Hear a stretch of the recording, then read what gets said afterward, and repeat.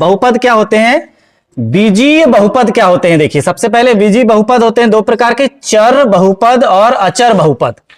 चर बहुपद में हमें x, y, z आदि अज्ञात राशियां मिलेंगी। चर बहुपद जैसे कि यहां पर दिया है ax धन b एक चर बहुपद है, रैखिक चर बहुपद है।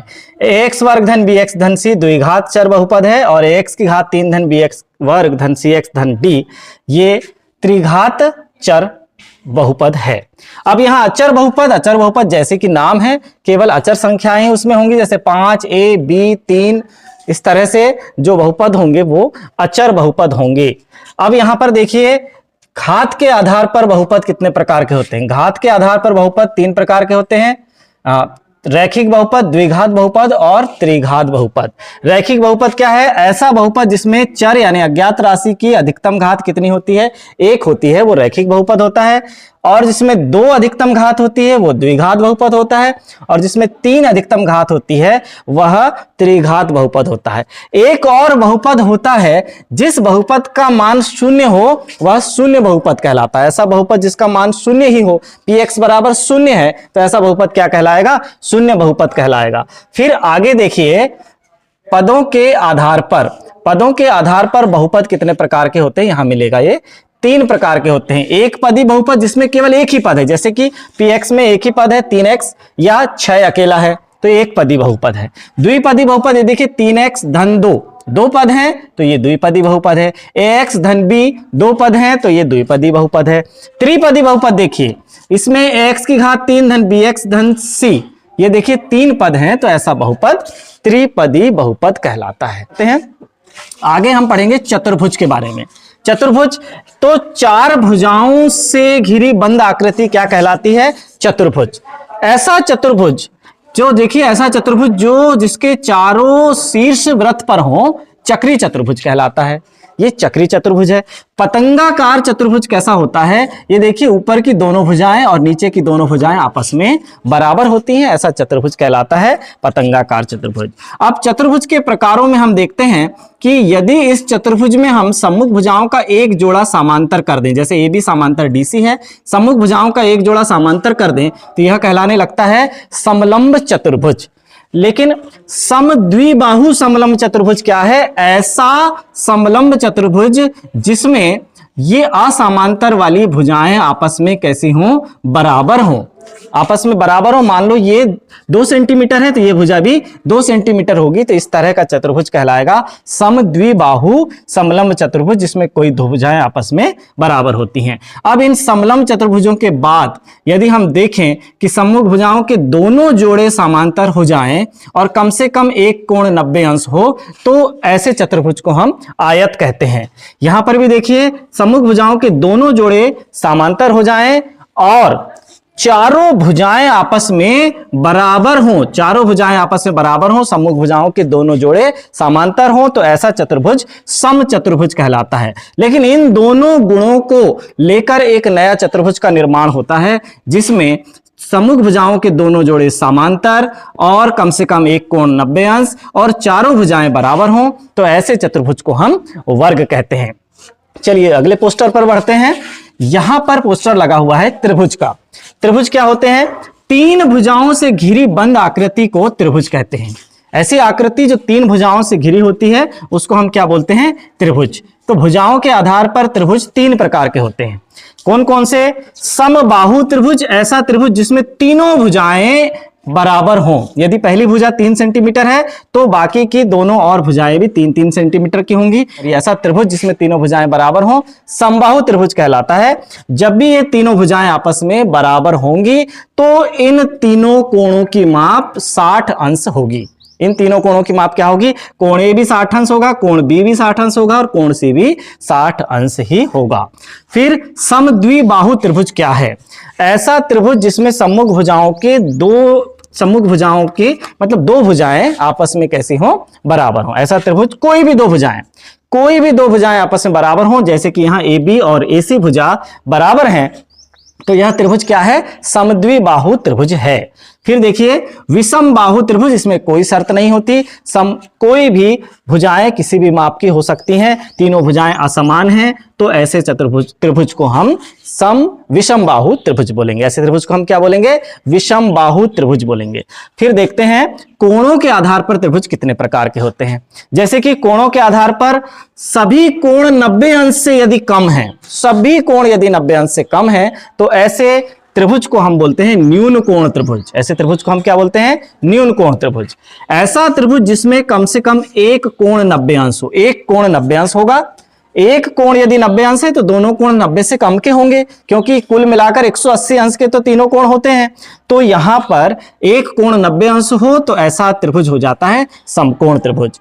अधिक कोण त्रिभुज किसे कहेंगे? ऐसा त्रिभुज जिसमें एक कोण 90 अंश से अधिक हो। जैसे कि अधिक कोण की परिभाषा है, वैसे ही एक कोण 90 अंश से अधिक हो, जैसे कि यहां 110 अंश का है, शेष दोनों कोण छोटे हैं, तो ऐसे त्रिभुज को हम बोलेंगे अधिक कोण त्रिभुज।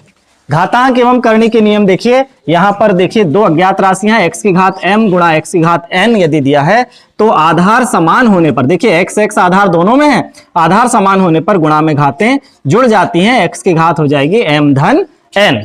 फिर दूसरा है x की घात m बटे x की घात n, दो समान घात वाली राशियां, समान आधार वाली राशियां एक दूसरे के बटे में हैं, तो इनकी घातें आपस में घट जाएंगी। देखिए x की घात m बटे x की घात n है, तो x की घात हो जाएगी m ऋण n। ऐसा ही अचर के लिए भी है कि 5 की घात m बटे 5 की घात n है, तो 5 की घात m ऋण n हो जाएगी। अब यहां पर देखिए किसी संख्या की घात m है, फिर उस पूरे की घात n है, तो पूरे की घात हो जाएगी x की घात m गुणा n। फिर यहां देखिए किसी भी संख्या की घात यदि ऋणात्मक है तो उस संख्या को हम धनात्मक घात के रूप में 1 के बटे में लिख देते हैं।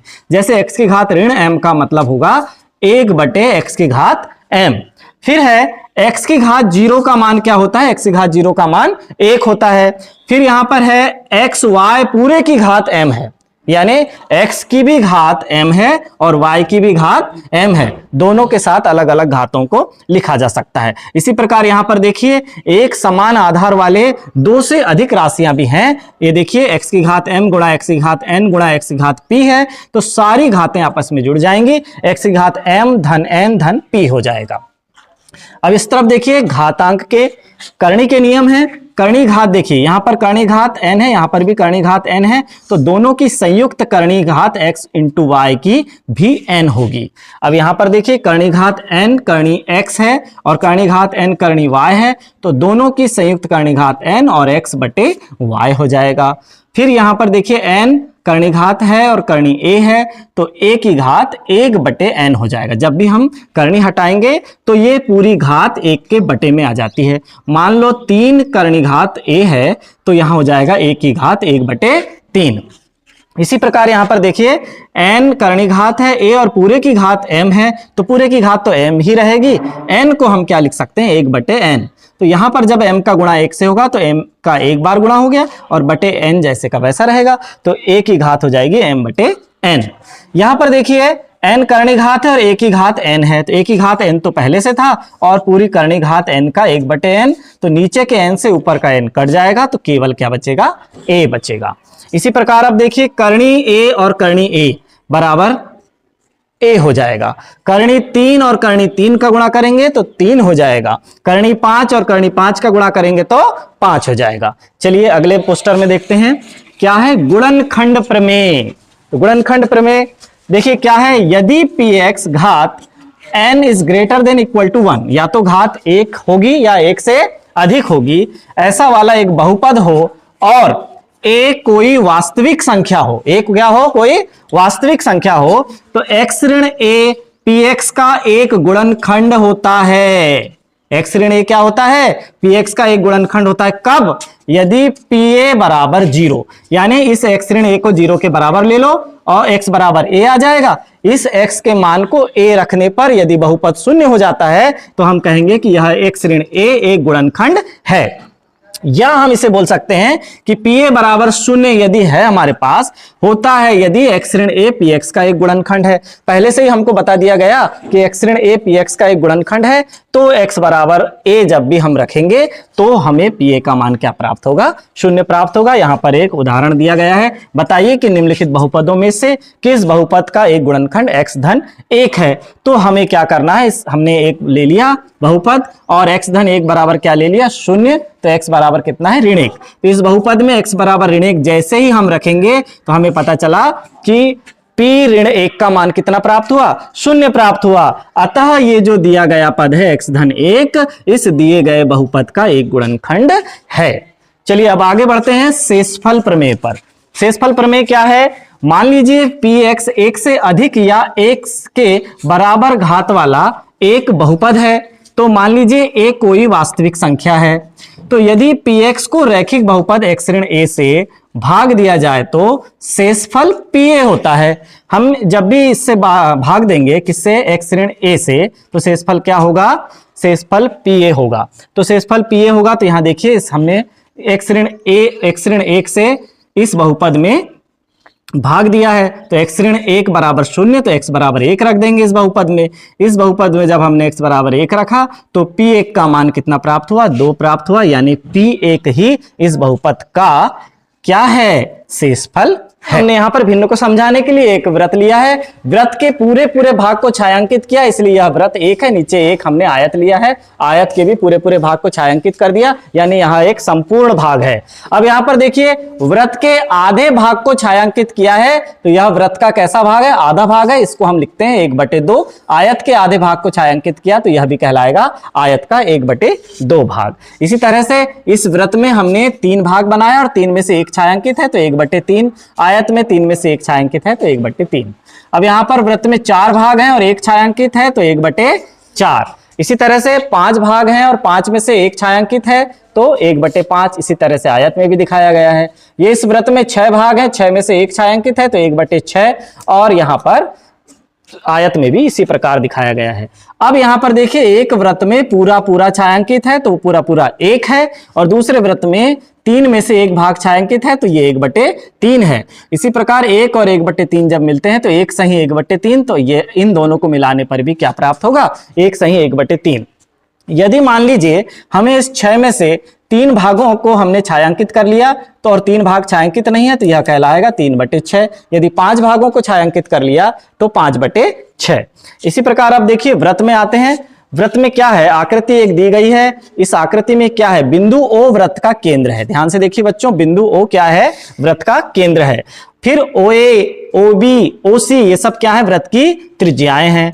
BC व्रत का व्यास है, B से C मतलब केंद्र से जाने वाली जीवा व्रत का क्या होती है, व्यास कहलाती है। BC व्रत का व्यास है। अब यहां पर देखिए चाप ADB, ये देखिए ADB छोटा लग रहा है ना, तो ये क्या है, लघु चाप है। तथा चाप ACB कैसा लग रहा है, बड़ा लग रहा है, तो यह कैसा है, दीर्घ चाप है। L स्पर्श रेखा, ये देखिए एक रेखा C से होकर गई है, C को स्पर्श कर रही है, वह क्या है, स्पर्श रेखा है। एवं C स्पर्श बिंदु है, जहां पर वृत्त को स्पर्श रेखा टच करती है उस बिंदु को हम क्या बोलते हैं, स्पर्श बिंदु कहते हैं। अब देखिए यहां पर आकृति 2 क्या कह रही है। आकृति 2 में छायांकित भाग अर्धवृत्त है। जितना भाग हमने छायांकित किया, ये देखिए केंद्र है और जीवा है, ये ऐसी जीवा है जो कि व्यास है। व्यास के नीचे का पूरा भाग मैंने छायांकित कर दिया, तो यह भाग क्या कहलाएगा, अर्धवृत्त। तो शेष अछायांकित भाग भी क्या होगा, अर्धवृत्त। एक रोटी है, 2 भागों में बांट दिया, एक आधी रोटी हमने ले लिया, तो शेष वाली रोटी भी क्या कहलाएगी, आधी रोटी कहलाएगी। अर्धवृत्त पर बना कोण क्या होगा, समकोण। यहां जो अर्धवृत्त पर हमने एक कोण बनाया है, ए से शुरू होता हुआ और बी पर आता हुआ, तो इस कोण को कितने अंश का मानेंगे, 90 अंश का होता है।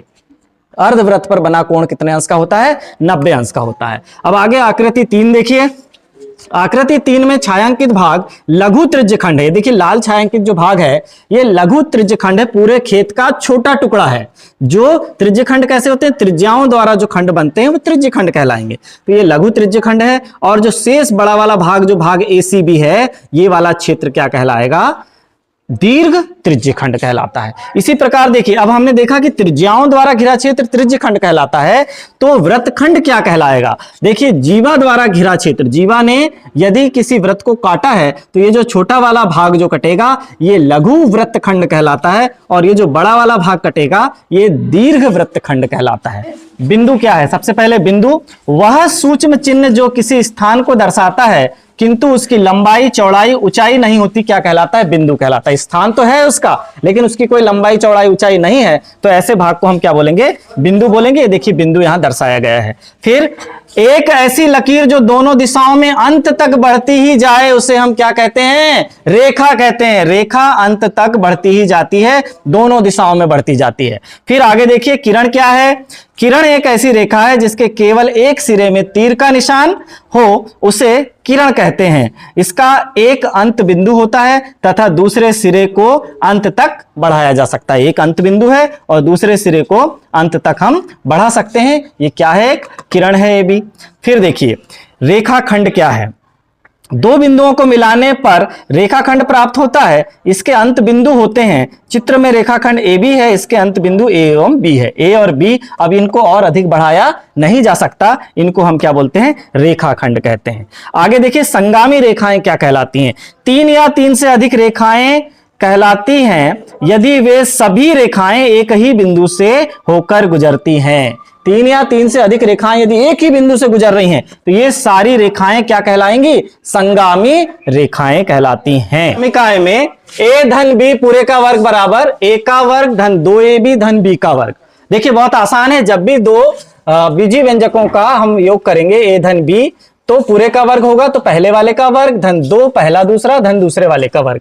इसी प्रकार जब a ऋण b पूरे का वर्ग होता है तो a का वर्ग ऋण 2ab धन b का वर्ग, पहले वाले का वर्ग, फिर ऋण 2ab धन b का वर्ग। ये देखिए a धन b पूरे के वर्ग को हमने यहां पर आकृति के रूप में दिखाया है कि ये पूरा यहां से यहां तक की लंबाई क्या है? a धन b। सारी लंबाई कितनी है? a धन b।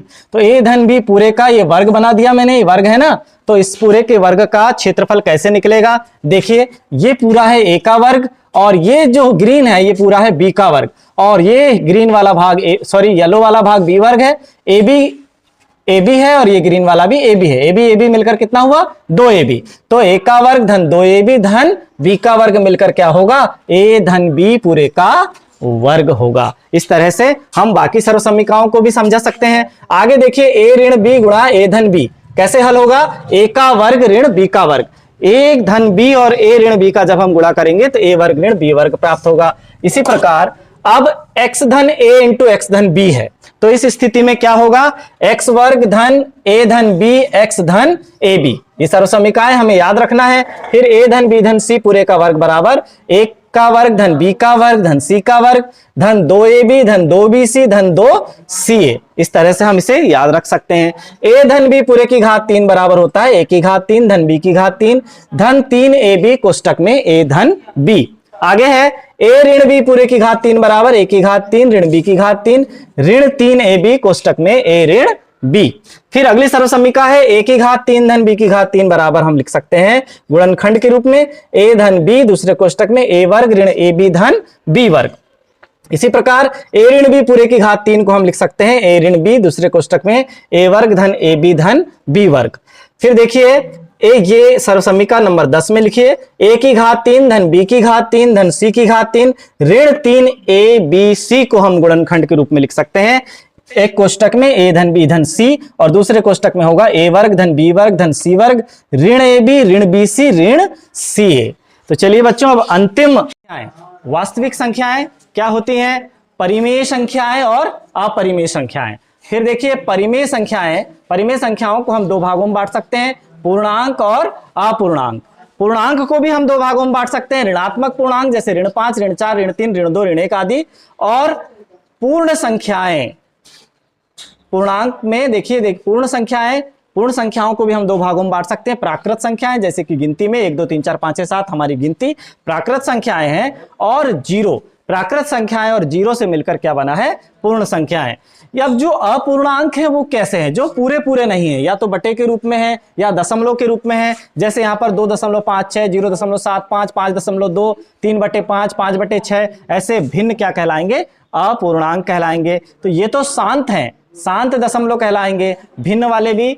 अब देखिए ये भिन्न है और अशांत दशमलव क्या कहलाते हैं, ऐसे दशमलव निरूपण जिन्हें बार लगाकर रोका जा सकता है वो अशांत आवर्ती दशमलव निरूपण कहलाते हैं। तो यहाँ पर एक चित्र बनाया गया है, प्राकृत संख्याएं, पूर्ण संख्याएं, पूर्णांक, परिमेय, अपरिमेय, वास्तविक, अवास्तविक, और ये सब मिलकर क्या बनाती हैं, संख्याएं बनाती हैं। त्रिभुज के तीनों अंतः कोणों का योग 180 अंश होता है। ये देखिए मैंने यहाँ पर एक त्रिभुज बनाया, यहाँ पर रेड, ग्रीन और ब्राउन, तीन रंग मैंने इसमें भर दिए, और इन तीनों रंगों के भाग को जब हम काटेंगे और एक पंक्ति में लगाएंगे तो इस तरह से ये 180 अंश का एक आधा चांद बन जाएगा। इसका मतलब त्रिभुज के तीनों अंतः कोणों का योग 180 अंश होता है। इसी प्रकार चतुर्भुज के चारों अंतः कोणों का योग 360 अंश होता है। इसका स्पष्टीकरण कैसे होगा, ये हमने यहाँ पर चार अलग अलग रंग चतुर्भुज में हमने पेंट किया और इन चारों के भागों को जब काटकर आपस में जोड़ा तो एक वृत्त बनकर तैयार हो गया। इसका मतलब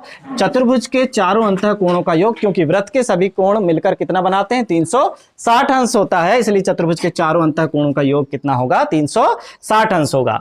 जब दो कोणों का योग 90 अंश होता है तो वे एक दूसरे के क्या कहलाते हैं, पूरक कोण कहलाते हैं। और जब दो कोणों का योग 180 अंश होता है तो वे क्या कहलाते हैं, समपूरक कोण कहलाते हैं। चलिए आगे है, कक्षा 10वीं के बहुपद 2.1 में हम ये देखना चाहेंगे कि एक्स अक्ष को ग्राफ कितने बार काट रहा है। यहां पर देखिए एक्स अक्ष को एक भी बार नहीं काटा, इसलिए शून्यकों की संख्या कितनी है, शून्य है। यहां पर एक्स अक्ष आड़ी लाइन को इस ग्राफ ने एक बार काटा तो ये शून्यकों की संख्या कितनी है, एक है। यहां पर देखिए 1, 2 और 3 बार एक्स अक्ष को काट रहा है, इसलिए शून्यकों की संख्या 3 है।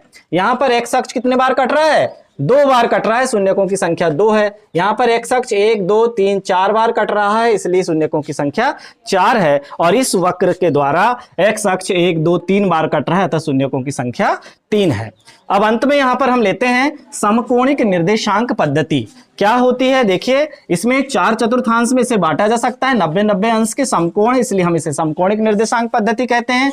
पहला होता है प्रथम चतुर्थांश, जिसमें x और y दोनों के मान धनात्मक होते हैं। दूसरा है द्वितीय चतुर्थांश, जिसमें x का मान ऋणात्मक और y का मान धनात्मक होता है। तीसरा है तृतीय चतुर्थांश, जिसमें दोनों मान ऋणात्मक होते हैं। चौथा है चतुर्थ चतुर्थांश, जिसमें x का मान धनात्मक और y का मान ऋणात्मक होता है।